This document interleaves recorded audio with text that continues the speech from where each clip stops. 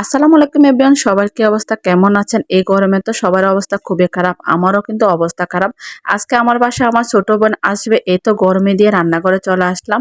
আর আমার ছেলের তো আনন্দের কোনো শেষ না, সে যে কতবার সাথে চাইতেছে, কতবার যে রুমে আসতেছে, শুধু অপেক্ষা করতেছে কখন তার খালামণি আসবে।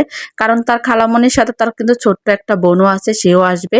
সেই বোনের সাথে তো এত পরিমাণে মারামারি দুষ্টামি করে, সেটা তো বলার বাইরে। যাই হোক, গরমে দিয়ে চলে আসলাম রান্না করতে। অনেকদিন পর আমার ছোট বোন আসবে আমার নতুন বাসায়।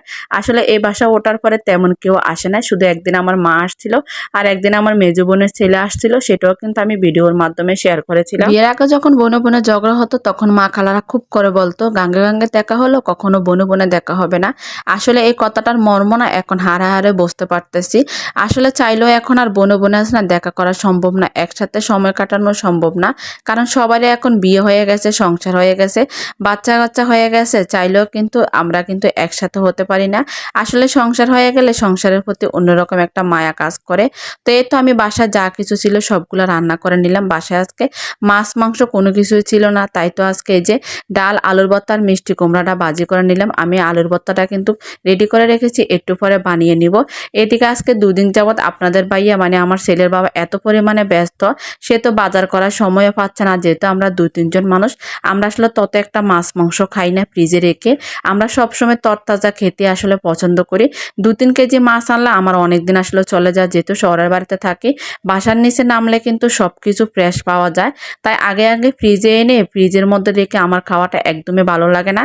তো এদিকে আমি আলুর ভর্তাটা বানাতে বানাতে ছেলের বাবা এই যে বাজার নিয়ে আসছে, পাবদা মাছ আর মুরগি নিয়ে আসছে। কোরবান আসার আগে কিন্তু মাছের অনেক বেশি দাম বেড়ে গেছে, মুরগিরও নাকি অনেক বেশি দাম বেড়ে গেছে। তো আমরা তত একটা ফার্মের মুরগি পছন্দ করি না, শুধু বিরিয়ানি রান্না করলে মাঝে মধ্যে এনে খাই, তাছাড়া কিন্তু ফার্মের মুরগিটা আনা হয় না। আগে আমার ছেলেটা এত বেশি পছন্দ করতো পাবদা মাছ আর মুরগি, কিন্তু এখন সে কেন জানি ইদানিং খেতে চায় না, সেই জন্য আসলে তত একটা আনা হয় না। আসলে বাচ্চারা যদি কোনো কিছু না খায় সেটার প্রতি কিন্তু মা বাবারা কিন্তু একটা রুচি থাকে না। আমার ছেলে খাবে না, ছেলের সামনে বসে বসে বাবা মা চাইলেও কিন্তু ওই খাবারটা খেতে পারে না। যাই হোক, পাবদা মাছগুলো ফ্রিজে রেখে মুরগিটা ভালো করে কেটে এই যে কয়েক পিস নিয়ে নিলাম। এখন দুপুরের জন্য শুধু বোনা করব, রাতের বেলা কিন্তু আমি আবার রান্না করব, তখন কিন্তু পাবদা মাছটা বোনা করব। তো মুরগিটা আমি শর্টকাট এই যে ধুয়ে সুন্দর করে শর্টকাট করে হালকা করে ভেজে নিব।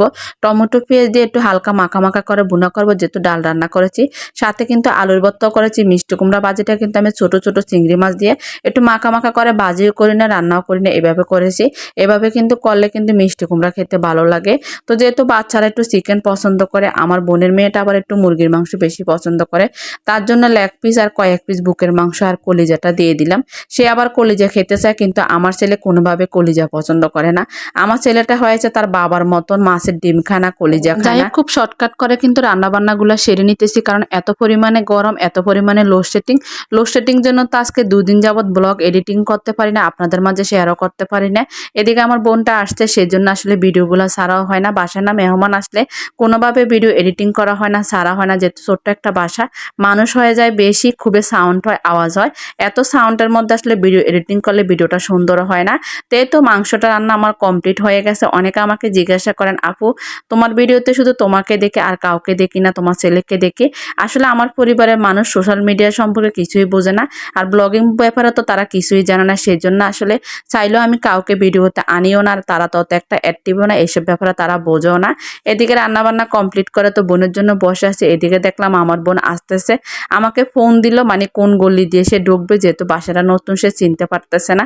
এই তো ছাদ থেকে আমরা মা ছেলে দেখতে পারতেছি আমার বোন আর বোনের টুনটুনি আসতেছে। বোন আস্তে আস্তে দুপুরবেলা একটু দেরি হয়েছে, এদিক দিয়ে প্রচন্ড খিদে লেগেছে মা ছেলের। বোনের জন্য আসলে অপেক্ষা করতেছিলাম, 2 বোন মিলে একসাথে খাবো। যাই হোক, ভিডিওটা আজকে এ পর্যন্ত, কথা হবে অন্য কোনো ভিডিওতে। সে পর্যন্ত সবাই ভালো থাকবেন, সুস্থ থাকবেন। আল্লাহ হাফেজ সবাইকে।